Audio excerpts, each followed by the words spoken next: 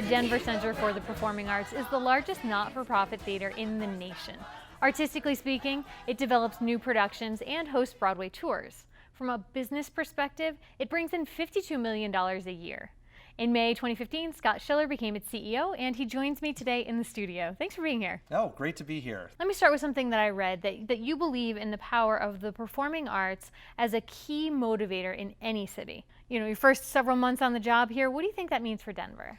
Well, I think for Denver, it's all about that magical moment when people come together to have shared experiences. It's different than any other type of entertainment. And when you come into the theater and you sit down and the house lights go down and the stage lights come up, it's all about that magical moment where you're this close to the actors and you have that communication, that storytelling, which is really incredible. Education, access, and diversity were your sort of three intended areas of focus. Now that you've had some time on the job, do those still hold true as the areas that you want to zero in on? I definitely think that's true. And I think that the work that we do at the Denver Center on our stages, really 52 weeks a year, needs to more and more reflect the diversity of our city on the stage. And also, education, arts education is such a vital component of what we do. Last year, over 68,000 students came to see a performance at the Denver Center or had an artist go into their classroom to help teach core curriculum, math, science, reading, history. That's all about investing in the workforce of tomorrow because it's really about local business and the arts collaborating, which makes for a powerful downtown urban core, but also for a greater metro area. Dan Ritchie, your predecessor, was known for bringing some new things to the Denver Center, you know, among them the theater company world premieres, launching the national Broadway tours, attempts to bring in new audiences with the off-center theater. You were known as an innovator in Miami at the Arts Center where you were working previously.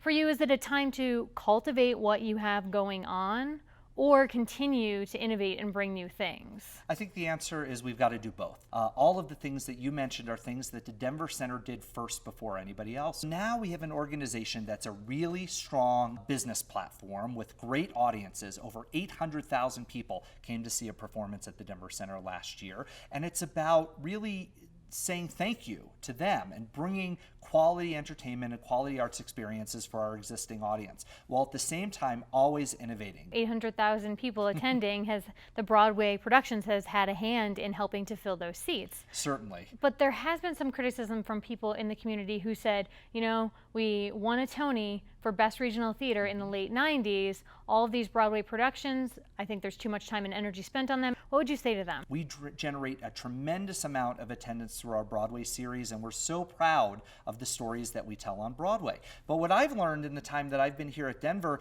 is that Denver likes the locally grown sort of microbrew movement that's happening here. And our theater, popular. That's right. Our theater company is that sort of microbrew movement. It's about creating incredible and impeccable theater moments that is all about the craft and the amazing work that's being done by local directors, local actors, local designers, and our team of 400 artists that are telling these stories every single day. I've also read that you're interested in reaching out and capturing the ever-popular millennial generation and bringing them into the theaters. What do you have on tap? Well, I think when I talk about immersive storytelling, that's really geared towards what we're hearing back from the millennial audiences who we're talking to. And what they're saying is, we're looking for a really exciting night out, just like all of us, but they want to experience theater in a different way. So our immersive theater is about creating incredible stories and great sets and scenery that you could actually walk through. So taking theater off of the stage and putting it in a warehouse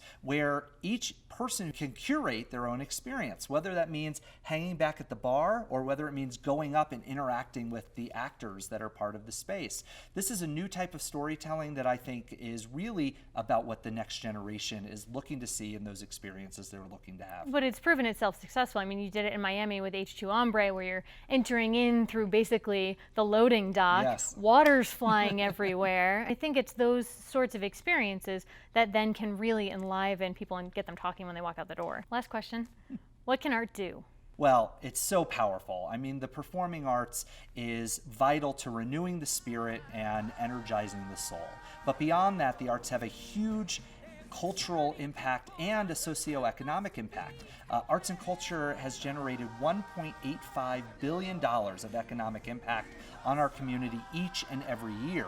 And so it's really a value proposition that is what makes life in Denver special, and the DCPA is really about being vital to the downtown urban core.